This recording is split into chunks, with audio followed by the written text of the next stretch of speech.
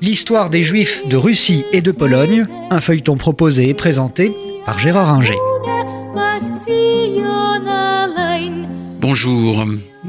Nous avons évoqué la dernière fois la vie des Juifs en Union soviétique jusqu'à l'entrée de la guerre.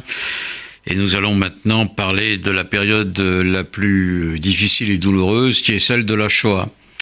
Alors, on peut se dire qu'on pourrait commencer par la Pologne qui a été envahie par les nazis dès septembre 1939, mais la Shoah a vraiment commencé en Union soviétique, avant la Pologne, avec l'invasion des troupes allemandes le 22 juin 1941. Cette invasion qui n'était pas prévue à cette date par Staline, malgré tous les avertissements qu'il avait reçus, notamment de l'espion Sorgue, cette invasion a surpris donc Staline, qui pendant 10 jours n'a pas pu s'adresser au peuple de l'Union soviétique, et a vu cette invasion, a vu les troupes allemandes pénétrer très profondément, très tôt, sur le territoire de l'Union, pour atteindre Moscou, où les troupes nazies ont été arrêtées en novembre 1941, fin novembre.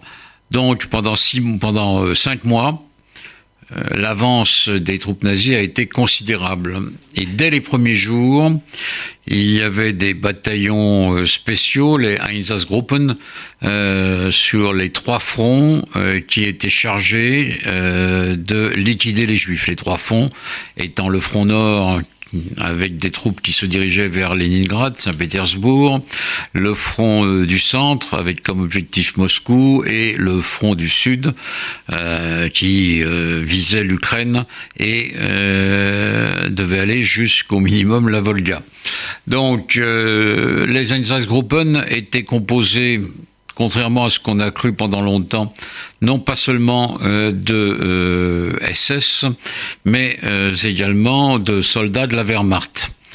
Ces soldats n'étaient pas obligés d'appartenir à ces Einsatzgruppen, dont la mission était de massacrer les Juifs, mais beaucoup ont accepté ou se sont résignés à le faire, et ça a été très bien montré dans toute une série de livres, d'une part, et une exposition, il y a maintenant près de 20 ans en Allemagne, qui a montré que, contrairement à ce qu'on croyait, ce n'étaient pas les méchants SS face à la gentille Wehrmacht, mais que les deux institutions collaboraient dans tous les massacres, notamment ceux des Juifs.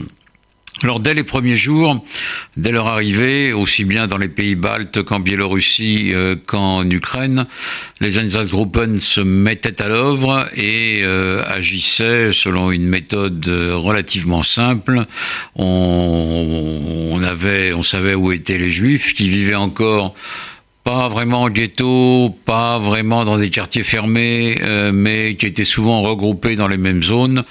Donc, on les raflait, on les faisait monter dans un camion après les avoir copieusement battus, avec l'aide d'une partie de la population locale, et on les emmenait dans la forêt pour les obliger à creuser des fosses avant qu'ils soient fusillés devant ces fosses. La population locale participait largement à ces massacres, qu'il s'agisse des Lettons, des Lituaniens, des Biélorusses et des Ukrainiens. Les plus acharnés sans doute étant les Lettons et les Ukrainiens, parce que ces populations locales avaient accueilli chaleureusement les troupes nazies, espérant se libérer ainsi du joug soviétique qui n'était pas non plus particulièrement sympathique, et pensaient que les Juifs avaient tous rejoint le régime bolchevique, ce qui est faux, mais on avait effectivement, dans les cadres du NKVD, la police politique, ou dans les cadres du parti, beaucoup de juifs présents. Et donc, les massacres ont été menés constamment, avec l'appui des populations locales. Alors, les fosses, il y en a eu des dizaines et des dizaines, sinon des centaines, et les massacres les plus connus sont ceux de la forêt de Polnar, dans les pays baltes, et le ravin de Babi Yar, à côté de Kiev. Babi Yar, qui a été commémoré en 1961 par un très beau poème d'Evtuchenko. Ces massacres ont concerné plus d'1 million de juifs de toute la zone. Ça correspondait à l'ancienne zone de résidence et ils ont été commis, comme on l'a dit, avec l'appui des populations locales.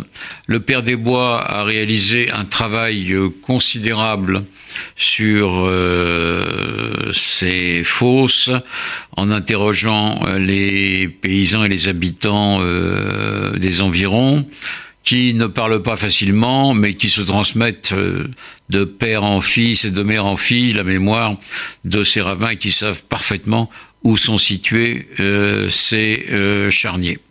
Donc on peut dire véritablement que la Shoah a commencé et s'est déroulée en Union soviétique d'abord, et là on compte plus d'1 million de victimes. Cependant, tout n'est pas composé de massacres dans ce paysage sinistre, et les Juifs vont s'organiser en Union soviétique, et le pouvoir va les organiser en Union soviétique, comme on le verra aussi un peu plus tard en Pologne.